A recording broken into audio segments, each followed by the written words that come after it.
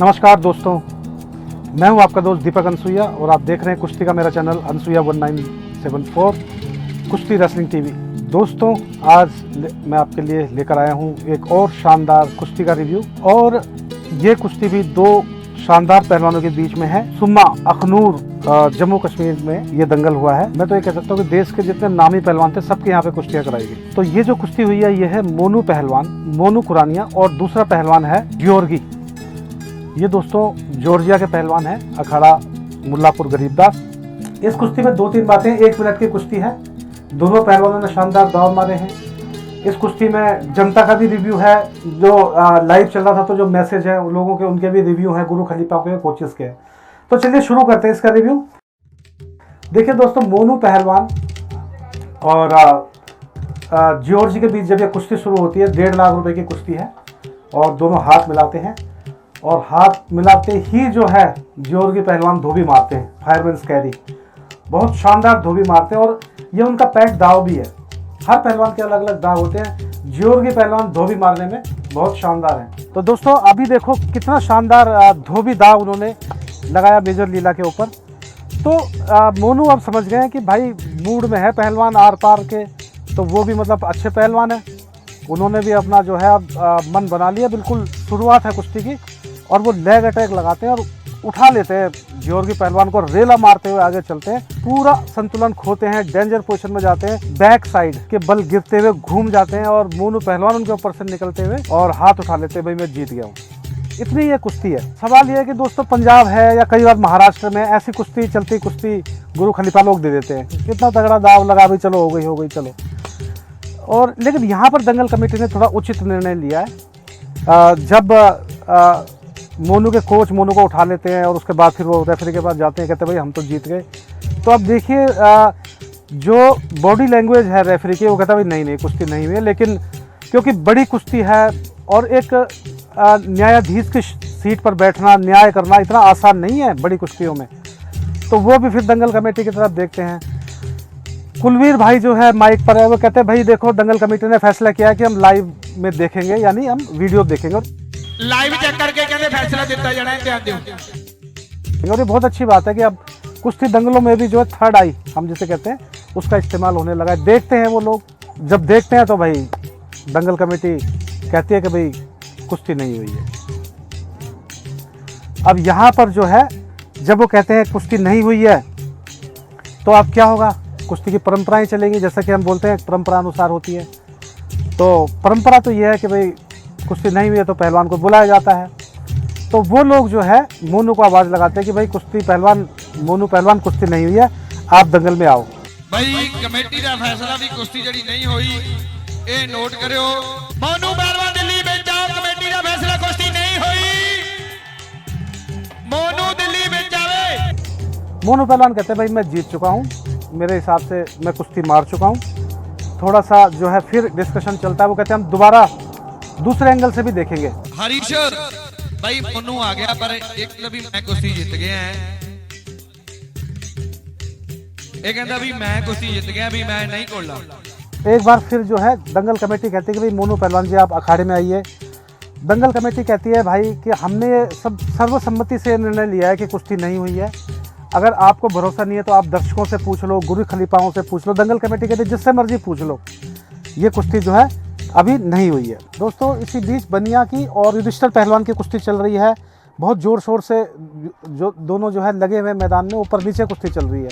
तो ये दो कुश्तियाँ साथ हो रही है। जॉर्गी पहलवान अभी मैदान में खड़े हैं, मोनू पहलवान फिर भी नहीं आते, और इधर बीनिया बीन और जो युधिष्ठिर की कुश्ती है वो पॉइंट पे हम देख रहे हैं कि हो रही है साथ साथ में, और बीनिया जो है पॉइंट पर युधिष्ठिर को हराते हैं। अब दोस्तों इस कुश्ती में एक और बात है कि कमेटी चाहती है कि ये कुश्ती फाइनल हो।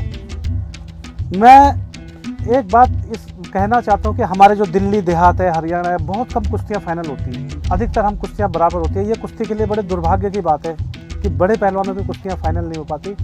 लेकिन मैं आपको बताता हूँ कि यहाँ पर देखिए कमेटी कैसे चाहती है। कमेटी मोनू पहलवान को कहती है कि भाई मोनू पहलवान जी आप दंगल में आओ, कुश्ती लड़ो, और जो इनाम है हम 10,000 रुपये उससे ज़्यादा देंगे। अगर कुश्ती चित्तबद्ध होगी तो भविष्य शर्मा जी दे नाली हैप्पी बाजी और रुपया 10,000 और देंगे। और कमेटी से ज़्यादा जो दर्शक हैं वो भी चाहते हैं कि कुश्ती फाइनल हो। दर्शक तो हर जगह ही चाहते हैं। तो एक दर्शक कहता है भाई 2000 और बढ़ा दो, 1000, 2000 बढ़ा दो। तो इस तरह मतलब जो घोषित इनाम है उसके ऊपर भी 10, 12, 14 हज़ार जो है बढ़ रहे हैं। और दंगल कमेटी इंतज़ार करती है कि मोनू पहलवान अखाड़े में आए और एक बार फिर दोबारा कुश्ती हो। दोस्तों, दर्शकों का अलग मज़ा होता है कुश्ती देखने का, और इसी वजह से दंगल होते हैं। दर्शक चाहते हैं भाई जो है हार जीत हो। तो जब ये सब हाल एक दर्शक देख रहा है, वो लाइव में लिखता है कि भाई आजकल का ये ज़माना आ गया कि पहलवान अब खुद ही डिसाइड करने लगे हैं कि कुश्ती हुई न हुई। इसका मतलब तो ये हुआ कि दोनों पहलवानों को दंगल में लड़ाओ, कमेटी और रेफरी घर जाओ। तो ये एक दर्शक की जो है निराशा झलकती है कि ऐसा नहीं होना चाहिए। दंगल कमेटी का या रेफरी का जो निर्णय है वो पहलवानों को मानना चाहिए, और यही परंपरा है। दोस्तों, कमेटी एक और कोशिश करती है पहलवानों को मैदान में बुलाने की, जैसा कि अक्सर हम दंगलों में देखते हैं। ये ट्रेडिशन है, कहती भाई हम किसी को पैसा नहीं देंगे, हमने आपको सद दिया है, हमने आपको बुलाया है, लेकिन अगर आप कुश्ती नहीं लड़ोगे तो हम 1 रुपया नहीं देंगे। मोनू भाई टोली पिटते आओ बाबूजी, पिटते आओ, कुश्ती लड़ो। अगर नहीं लड़ोगे ऐसे पैसे किसी ने नहीं देने। कुश्ती लड़ोगे तो पैसे मिलेंगे, नहीं तो पैसे किसी ने बाहर निकले सद्या ही पैसे नहीं देते। ठीक है, अगर कुश्ती होगी पैसे मिलेंगे, नहीं कुश्ती होगी पैसे नहीं मिलेंगे भाई। तो दंगल कमेटी फाइनली यही डिसाइड करती है कि भाई जब अब पहलवान नहीं आ रहा है तो जो लास्ट मैन स्टैंडिंग है, जो मैदान में खड़ा है, मैंने हमेशा कहा है कि चाहे कोई भी हो, मैदान में जो बंदा खड़ा है उसकी मैं प्रशंसा करता हूँ। और मैदान में आज जोरगी पहलवान खड़े हैं, मुल्लापुर गरीबदास गोलू पहलवान के चेले।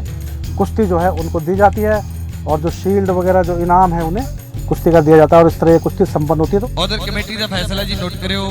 ਗੌਰਕੀ ਪਹਿਲਵਾਨ ਨੂੰ ਜਿਹੜਾ ਜੇਤੂ ਕੇ ਦਿੱਤਾ ਗਿਆ। ਧੰਨਵਾਦ ਸਾਰਿਆਂ ਦਾ।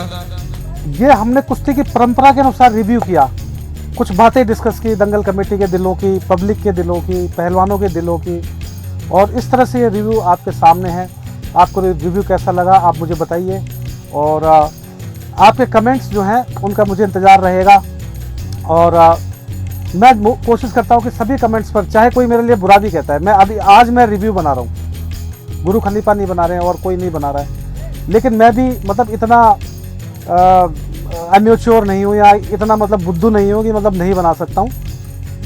पूरा जीवन मुझे हो गए कुश्ती से जुड़े हुए, 5-7 साल की उम्र से 50 साल हो गए।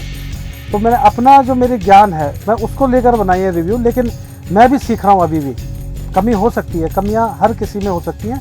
और जब कुश्ती चलती है तो बहुत हीट में, बहुत गर्म माहौल रहता है, गर्मा गर्मी का। रेफरी के लिए बड़ी चिंता की बात होती है, दंगल कमेटी को दंगल सक्सेस कराना है, और पहलवानों को इनाम पाना है। और मतलब वो जब युद्ध के मैदान में जब दो बंदे डटे होते हैं तो कहते हैं ना, everything is fair in love and वार। तो ये सिचुएशन होती है, तो ऐसे में गलतियां जो होती हैं होना स्वाभाविक ही है, लेकिन अखाड़े के बाहर उस दुश्मनी को नहीं ले जाना चाहिए। मैं जब छोटा था तो मैंने देखा गुरु श्यामलाल जी ने, हमारे पंडित जी थे गुरु हनुमान अखाड़े के, कुलीपुरिया प्रकाश जी के कंधे पे घुटना रख दिया था उनके गर्दन पे।